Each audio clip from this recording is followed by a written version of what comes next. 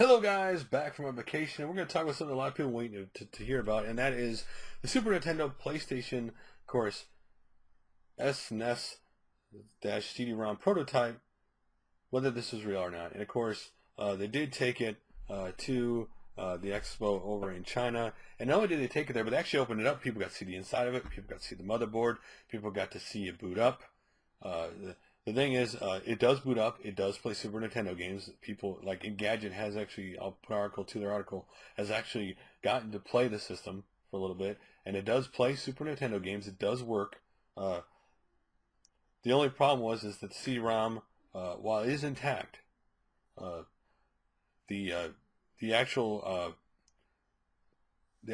cartridge which contains the CD-ROM BIOS is faulty.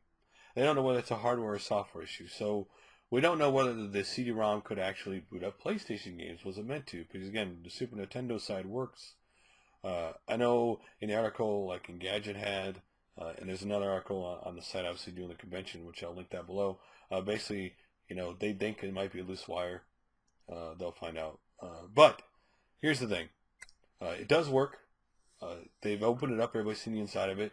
It seems to basically look like a Super Nintendo with no extra processing power for the CD-ROM. That's what it looks like so far, at least early on, people looking at the pictures of it and it itself. So he did find a power supply. It does boot up, and if you boot it up without a cartridge, it does say please insert a disc. So this stuff all seems to work except obviously the CD-ROM. So right now we know it does work. We know it's, people seen the inside of it. There's nothing fishy about it. There's nothing. The only thing, like, the father who had actually gotten this is now was with the son here, and he talked about how the company he worked at was going out of business and they were auctioning everything off, and he had boxed up a lot of stuff at the time. Now he didn't see this Super Nintendo PlayStation Prototype, but the CEO of the company, who worked at Sony, and he had one. And he must have not have cleared it out before before the auction, because they just boxed everything up. And he said when he bought certain lots he knew was in it in the auction, and he bought lots, and then all of a sudden he had two other boxes he didn't know was in it from the auction, and inside that box was CD-ROM stuff, but there was this system, and he didn't know what it was. He said he looked up online, couldn't find anything about it, basically put up in the attic with the Atari and NES stuff, and that's where it had been. Until his son, I guess, came across someone read it asking, do you remember about this console? And he said his son did all the work on this, and there you go. Now, I still believe they're going to sell this thing with the way they're doing the publicity tours, showing this thing off. The fact that there were only 200 made, and so far this is the only one you've ever seen, this thing would price a really high price tag. Probably several hundred thousands, if not maybe $1 million, because this is, again, one of a kind. This is Nintendo, this is Sony. These are two big games in gaming right now, and so the price of this thing, because it's only one of a kind, would be, again, worth a lot of money. And to obviously collectors, there was rumors that somebody offered him $45,000 and he turned it down.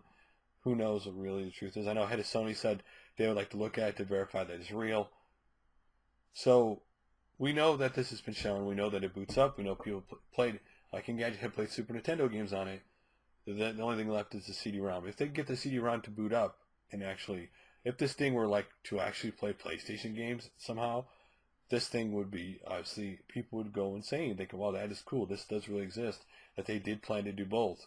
Can you only imagine if this had existed? But the fact that, again, this stuff has been proven now is really cool, and that they've opened it up and people looked inside of it. So, what do you guys think about now that this has been shown and people have played Super Nintendo games on it? And it does say please insert disc, and the people looked at the motherboard and inside. Does this like more make you think, okay, this is real? Again, I believe it's real. Enough people have looked at there. A lot of people, press and stuff, went there just to look at this system. I believe this system is real, but I'd love to see the CD-ROM part boot up to see what exactly would happen. Like, would it actually play PlayStation games? How slow is it and that stuff? Because if it is only running off Super Nintendo and not any extra processing power, you wonder how it would work. Anyway, love to hear your guys' opinions like always, and I'll make another video soon. Later, guys.